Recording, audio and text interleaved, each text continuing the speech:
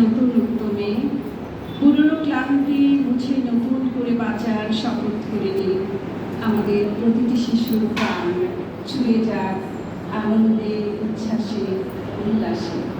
নবজাগরণ, শুভ নববর্ষ।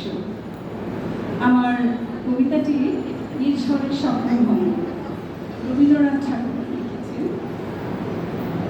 আজির প্রভাতে রবির কর, কেমনই বসিল প্রাণের পর, কেমনই বসিল গুহার আধারে প্রভাতে পাখির গান।